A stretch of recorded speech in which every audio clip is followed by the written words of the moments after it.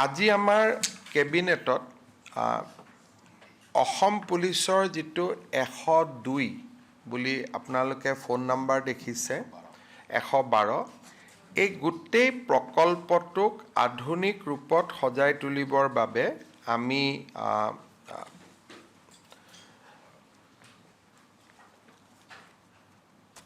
97.90 কোটি টকাৰ অনুমোদন দিওঁ।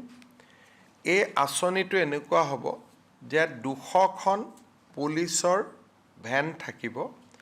পুলিচ ভেনত সাব ইন্সপেক্টৰ এজনৰ নেতৃত্বত সেই পুলিচ ভেনখন থাকিব।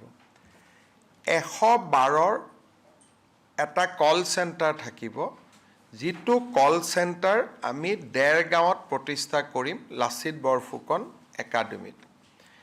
যিকোনো মানুহে মোৰ ঘৰত চুৰ হৈছে, মোৰ ঘৰত ডকাইতি হৈছে বা মোৰ ওপৰত আক্ৰমণ হৈছে 112ত ফোন কৰাৰ লগে লগে 112ই 108ৰ দৰে প্ৰথমতে আমাৰ যিটো ডেস্ক বোৰ্ড থাকিব তাত GIS ছিগনেলৰ পৰা উলিয়াই ল'ব যে ঘটনাস্থলীৰ পৰা কোনখন গাড়ী ওচৰত আছে আৰু সেই গাড়ীখনক তেওঁলোকে নিৰ্দেশ দিব যে পাণবজাৰত আক্ৰমণ এটা হৈছে বা ঘটনা এটা হৈছে, আপুনি পাণবজাৰৰ কাষত আছে, আপুনি ফাঁচী বজাৰত আছে, তৎকালীনভাৱে আপোনালোকে ঘটনাস্থলীলৈকে যাওক।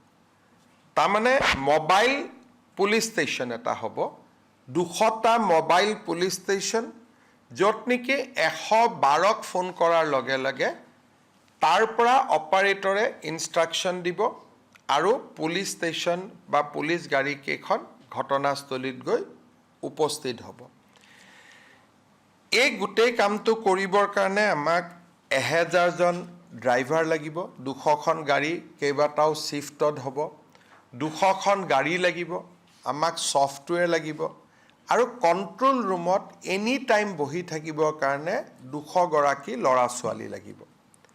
এই গোটেই প্ৰকল্পটো আমি ৰূপায়ণ কৰিম আৰু তাৰ বাবে 100 কোটি টকা আজি কেবিনেটত অনুমোদন দিয়া হৈছে। আৰু 112ত যেতিয়া কোনোবাই ফোন কৰিব, যদি মেডিকেল আৰ্জেঞ্চি হয় 112ই নিজে নিজে 108ক ফোন কৰি দিব। যদি ফায়াৰ ইমাৰ্জেঞ্চি হয় 112ই ফায়াৰক জনাই দিব।